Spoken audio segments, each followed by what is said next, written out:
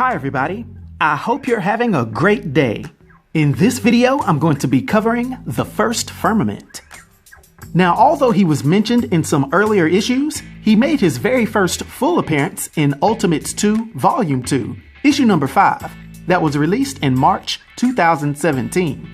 He is the physical representation of the very first creation of the One Above All, which is the Marvel Universe's equivalent of the one true Almighty God.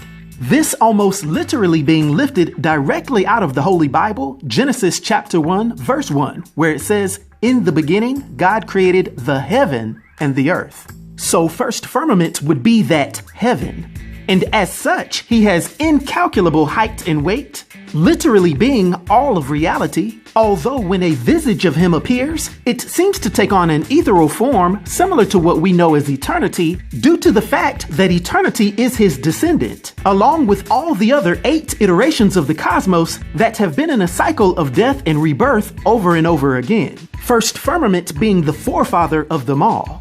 Now, I'm not gonna insult everyone and go over all of his powers. Just take it as obvious that dude is basically omnipresent, omniscient, and omnipotent, not having any true one-on-one rivals, except for maybe the very highest cosmic level beings. Maybe a Beyonder could match him toe-to-toe.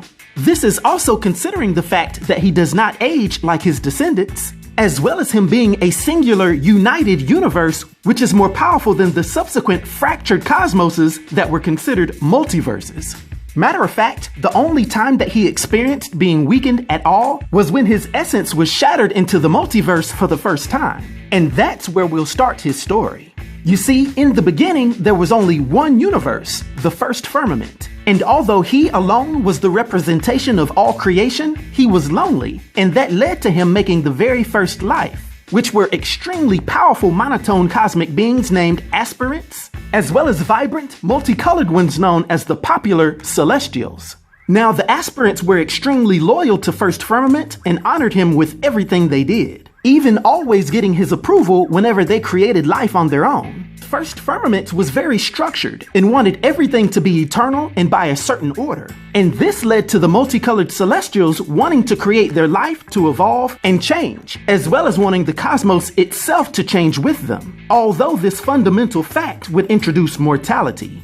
This difference of philosophy would lead to a great war that would end with the first firmament being shattered into many different pieces by the powerful weapons that the celestials created. The first firmament's consciousness would retreat to the void on the edges of reality, known as the far shore.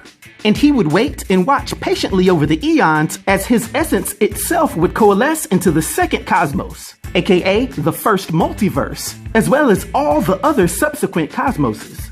The first firmament's resentment would brew. However, he could outlast all of his descendants and therefore would patiently wait for the perfect time to strike. This would occur when the 8th iteration of the cosmos, known as eternity, would be in an extremely weakened state after his death and resurrection, the first firmament actually binding him in massive cosmic chains and starting to slowly consume him. The few remaining aspirants would actually help in this process, entering inside of eternity to weaken him however they could. Simultaneously, the 2 cosmic aspects known as Lord Chaos and Master Order were corrupted by the aspirants, and the first firmament would influence them to take out the Living Tribunal, who being the enforcer of the multiversal law would be the only one that could possibly stand in his way. Lord Chaos and Master Order would be successful with this monumental task, and they would replace the Living Tribunal and join together to become the being known as Logos. This new being, who was loyal to the first firmament, would then go on to take out many celestials and make Galactus change from the Lifebringer back into the Devourer of Worlds, although this would only be temporary.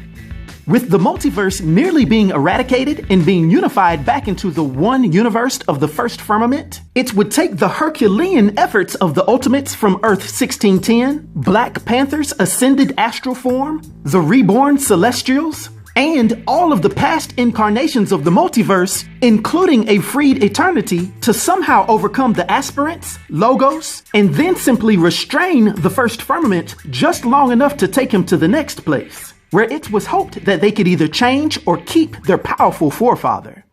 Now, due to his powers and abilities, and simply the nature of who and what he is, For my 1 to 10 rating, I'll give the first Firmament, obviously, a rating of 10, which is a legendary rating.